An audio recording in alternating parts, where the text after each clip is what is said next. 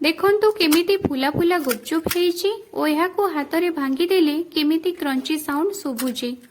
तो आसंतु आज आमे बनेइबा ठेला परी फुला फुला गुपचुप ता सहित मसला आलू और तेंतुली झोल।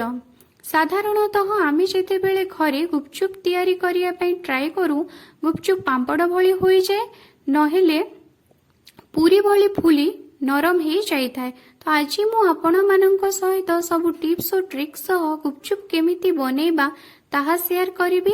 एहा सहित एहाकु केमिति बेसी दिन पर्यंत स्टोर करी रखिबा और एहा किपरि टाण होई रहिबो ताहा मध्य शेयर करिबी। तो गुपचुप बनेइबा पाई मु गोटे चा पीवा ग्लास रे देखंतु एपरि एक ग्लास रे गोटे ग्लास सुजी नहीं जाईची। एबे सेही समान ग्लास रे आधा ग्लास अटा नहीं जाउची। एबे सेही सुजी और अटा को भल भावे मिक्स करी देउची और एहा ऊपरे मु नख उषुम पानी पकई एहा को भल भावे चकटुची। मने रखिबे एका संगरे पानी देबे नाही एवं एहा ऊपरे लूण किंबा सोडा किछि मध्य देबे नाही। तेबे अल्प अल्प करी आपण पानी देई याकू चकटिबे। आपण एथिरे नॉर्मल पानी मध्य यूज करी पारिबे। एहा को भल भावे चकटी सारिबा परे देखिबे यार कंसिस्टेंसीटा आमे रुटी तयारी कला बेले जेमिति कंसिस्टेंसी अटार रखि थाउ सेही भली कंसिस्टेंसी रखिबे। अधिक टाण किंबा अधिक पतला करिबे नाही। एहा परे एहा ऊपर एक सुखा कना दे याकू 20 मिनिट पर्यंत छाड़ी देबा। 20 मिनिट गला परे मु दळिबा पई बेलना पीढ़ा नहीं जाइछि ता सहित सुखा अटा एवं गोटिए थाली नहीं जाइछि एवं एक सुखा कना को पानी रे भिजेई यहा को ओदा करी नहीं जाइछि। तो एबे हमें अटा को 4 खंड करी देबा। यहा को एभली भाबरे लंबा लंबा करी रखी देबा। देखंतु मु केमिति लंबा करूछि एमिति बेलना पीढ़ा ऊपर रखी मु लंबा लंबा करी नेउछि। एहा परे मु एहार छोट छोट गोला प्रस्तुत करिबी। देखंतु मु केमिति प्रस्तुत करूछि।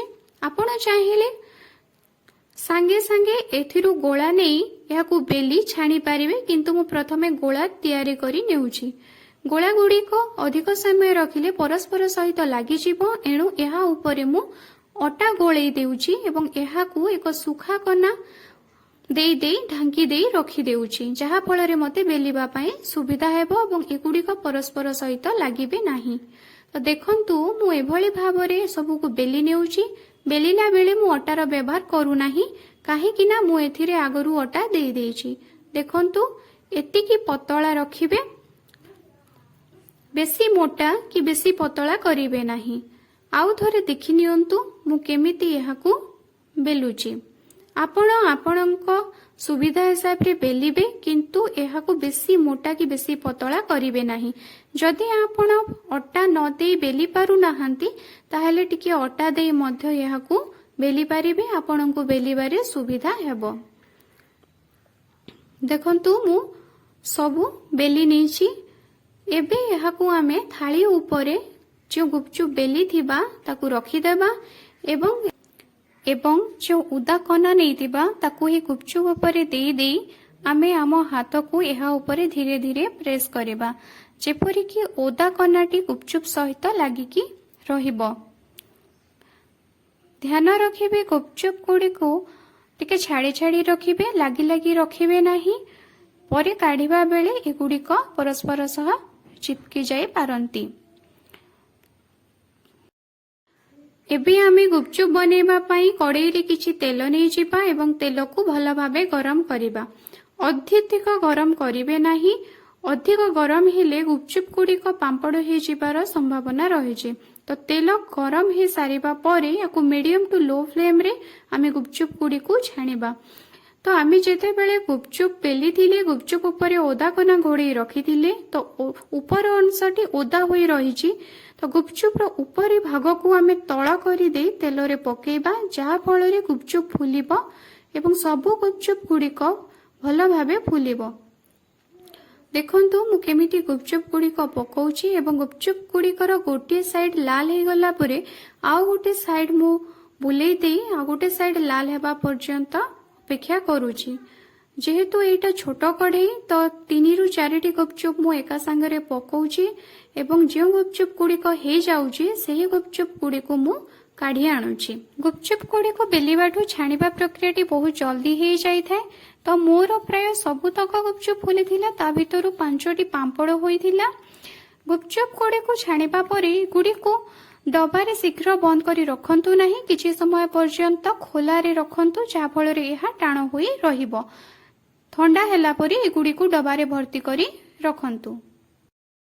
ତେବେ ଗୁପଚୁପକୁ ଯେତେବେଳେ ଆପଣ ତେଲରେ ପକାଉଛନ୍ତି ଏହା ପରେ ତେଲକୁ ଟିକେ ଧୀରେ ଧୀରେ ହଲେଇବେ, ଯାହା ଫଳରେ ଗୁପଚୁପ ଗୁଡ଼ିକ ଫୁଲିବାର ସମ୍ଭାବନା ଅଧିକ ଥାଏ।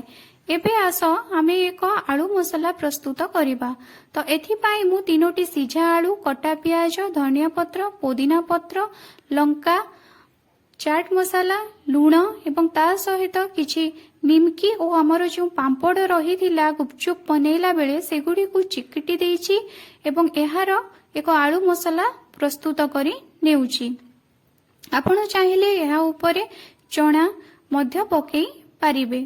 एहा परे मु किछि धनिया पत्र एवं धनिया पत्रर अधा पुदीना पत्र, कंचा लंका, 4 खंड कंचा तेंतुली पकई एहाकु भल भाबे बाटी नेइछि एवं एहा उपरे मु स्वाद अनुसार लुण और किछि पानी दे मु तेंतुली झोल प्रस्तुत करी नेउछि।